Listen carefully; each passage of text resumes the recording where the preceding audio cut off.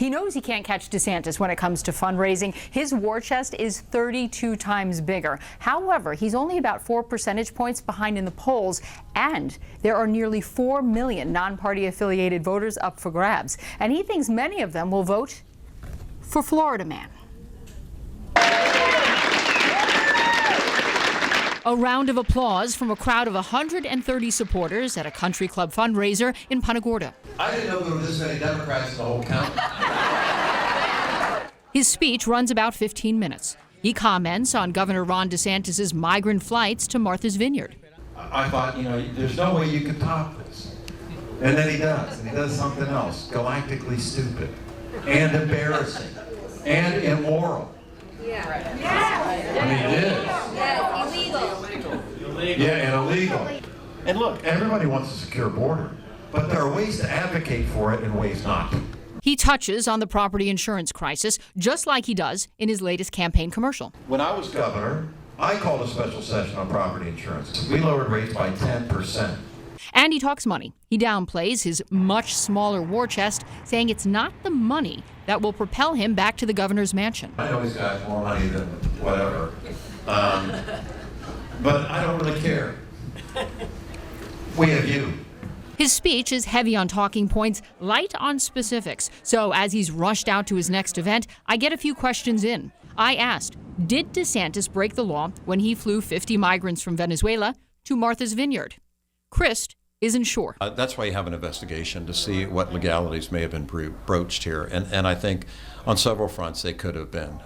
Luring them falsely to get on planes, that's a big problem. DeSantis has argued that was the way to get the national attention, the national spotlight on it. And he says that states should share in the burden, and that's why he did it. He's willing to be inhumane to other people in order to make a political point. That sounds like a monster to me.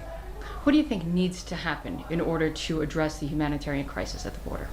Well, treat them humanely. Let's start with that, for crying out loud. I mean, provide shelter, provide food. His solution is one his party has not been able to solve since taking control of the White House, Senate, and House nearly 2 years ago. We need to have comprehensive immigration reform. Let's start with that. The Republicans scream about immigration, but they'll never pass any reform to fix it. Then I switched gears, asked how he can force down property insurance rates. What can you do specifically now in order to get private companies to lower the rate of property insurance? Lower the rate by passing a law. It's not complicated. It has to be this, or you don't do business in Florida. And you have to cover auto as well as property at the same time, and stop letting them cherry pick. He lets them do and run roughshod on Floridians every day. Why? Because they give them millions of dollars. That's wrong. That's corrupt. And when he tried to leave, I gotta go. I asked about his campaign poster that depicts him as a superhero named Florida Man. It's a question he clearly wasn't expecting. Tell me what this means to you. I don't know. I didn't draw it. What do you think when you see this? Well, I hope what you see is somebody who's going to stand up for Florida, who really does care about the Sunshine State and wants to do what's right for our fellow Floridians instead of just what's right for Ron DeSantis' political future. Coming up Thursday on our special series Talking Points, I sit down with Crist's running mate, Carla Hernandez, to find out what she brings to the ticket. In the newsroom, I'm investigative reporter Céline McArthur, Wink News.